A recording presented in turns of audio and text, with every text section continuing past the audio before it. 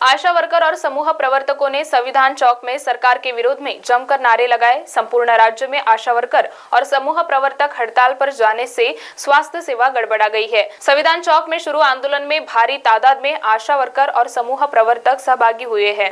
आशा कर्मचारियों को जब तक न्याय नहीं मिलता और मांगे पूरी नहीं करते तब तक ऐसे ही संविधान चौक पर आंदोलन पर बैठे रहने की जानकारी आंदोलनकर्ताओं ने दी है।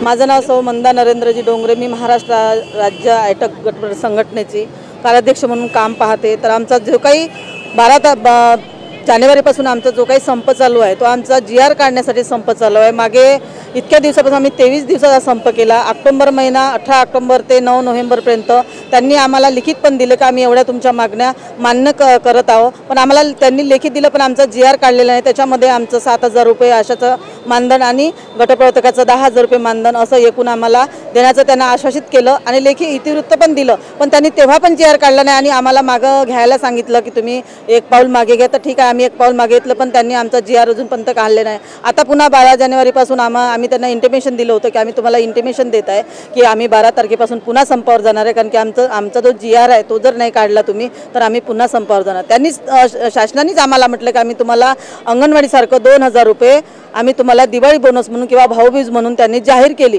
पण ते पण आम्हाला दिलेलं नाही आणि हे सगळं शासन खोटं बोलत आहे आणि या महिला सशक्तीकरणाच्या नावावर हे सगळं शासन आमचं पिळवणूक करून घेत आहे। आमची समस्या एवढी आहे की आमच्या महिला आज उन्हातानामध्ये इतके दिवस झाले, 4 महिने झाले, 4 महिने GR काढण्यासाठी लागतो का नाही। आता हे म्हणत आहे की आम्ही जे काही आता 12 तारखेपासून 12 मार्चपासून आचारसंहिता लागणार आणि यांच्या लोकसभेच्या निवडणुका येऊन गेले, यांना सगळ्यांना डोहाळे लागले, यांच्या खुर्ची राखाचे यांना खुर्चीचं चिपकलेले लोक आहेत ते, पण गरिबांचं जे लोक काम करतात आशा एवढा महत्त्वाच्या खात्यामध्ये काम करते पण आशाचं कोणीही ऐकून घेत नाही। आणि मोदी शासन पण तसंच आहे। मोदी शासन पण आमचं 2017 पासून एकही रुपया इन्सेंटिव्ह वाढवले नाही आणि आता जे काही महाराष्ट्र शासनाने आम्हाला जाहीर केलं ते पण देत नाही आहे। आणि एवढं काही तात्काळ ठेवले की आज आशांच्या तब्येता खराब झाल्या, आमच्या आशा सगळ्यात झोपून आहेत, काहींना चक्कर येत आहे, काहींच्या तब्येत खराब झाल्या। मुंबईला पण आमचं एवढं मोठं कृती समितीच्या वतीनं आझाद मैदान मोर्चा चालू आहे, आंदोलन चालू आहे, पण शासन आमची का बरं दखल घेत नाही। हे लोक म्हणतात की जिथे गेल्या तिथे अजितदादा पवार म्हणतात,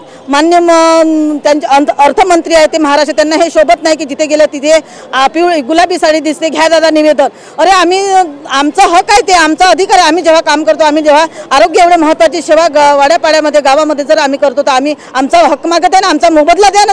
तुम्ही जाहीर केलं आहे आम्हाला, आम्ही तर वेतनाची मागणी केली आहे, कारण की आम्ही आमचा तास ठरवले नाही आहे। आम्ही 7/24 काम करतो, आम्हाला आमचे तास ठरवून दिले नाही। आम्ही तेही म्हटलं की आमचे तास ठरवून द्या, आम्हाला कामाचे तास ठरवून द्या आणि आमचे जे काही काम आहे त्याच्यानुसार आमचा मोबदला ठेवा, आमचं वेतन ठरवा, आम्हाला महागाई भत्त्यानुसार आम्हाला वेतन मिळालं पाहिजे। ह्या सगळ्या गोष्टी हे शासनाला समजत नाही का? यांना भ्रष्टाचार करायला याला पैसा कुठून येते? यांचं वेतन वाढवण्यासाठी एका दिवसात रातभरात यांचं वेतन वाढते, एका दिवसामध्ये यांचं पेन्शन वाढले जाते, यांच्या मुलांना यांच्या पत्नींना सगळ्यांना पेन्शन दिले जाते आणि आम्हाला का बरं नाही? आम्हाला साधं मानधनी वाढवलेलं ते सुद्धा यांचा GR काढायला यांच्या जीवाकडे येत आहे। अशा सगळ्या आता पिसळलेल्या आहे आणि अशा काही झाल्याशिवाय आज 3-4 दिवस झाले, आज उपाशी तापाशी माझ्या अशा इथे बसलेल्या आहे। आम्ही काय सांगावं या शासनाला?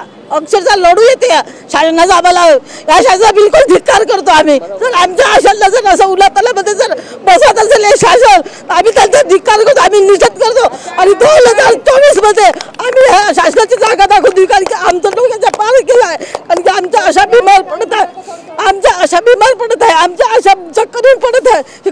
किती सांभाळायचं आम्ही, आमच्या आशा त्यांना समजत नाही। आरोग्य खात्यामध्ये आशा काम करत आहे, एवढं शासनाला कळत नाही। सगळे लोक निंबरगट्ट बसले आणि सगळे लोक निंबरगट्ट बसून आपले खुर्ची कसे वाचेल, आमचं बांधण कसं वाढेल, आमचा पेन्शन कसं वाढेल, याच्यावर सगळ्यांचं लक्ष आहे। पण यांचं गोरगरीब लोक जे अंगणवाडी याच्यामध्ये काम करतात, आरोग्याचं महत्त्वाचं काम आहे साहेब, आम्ही तर एवढं सारं काम करू, एवढं सारं आणि पल्स पोलिओ राष्ट्रीय कार्यक्रम आहे म्हणतात आणि ते म्हणतात की सगळं होऊन जाईल, पण आशाशिवाय हे शक्य नाही। हे मी तेवढे ठामपणे सांगू शकतो। 3 तारखेला राष्ट्रीय पल्स पोलिओ कार्यक्रम आहे आणि त्या कार्यक्रमामध्ये आशांची जर यांनी हे नाही केलं, आज जर GR काढला नाही किंवा आज उद्या जो GR काढला नाही तर आशा याच्यापेक्षा आक्रमक होणार आहे आणि पुन्हा आम्ही मुंबईचा चलो मुंबईचा नारा देणार आहोत। तिथे आम्ही पुन्हा ठिय्या आंदोलन उपोषण करणार आहोत। आम्ही त्यांना पहिले सांगितलं होतं की आम्ही उपोषण करू म्हणून, आणि एवढं सांगतो तुमच्या चॅनलच्या शासनाला हे पोहोचवा। मी इथेच थांबतो। महाराष्ट्र TV 24 के लिए कैमरामैन प्रवीण के साथ अमृता खापर्डे।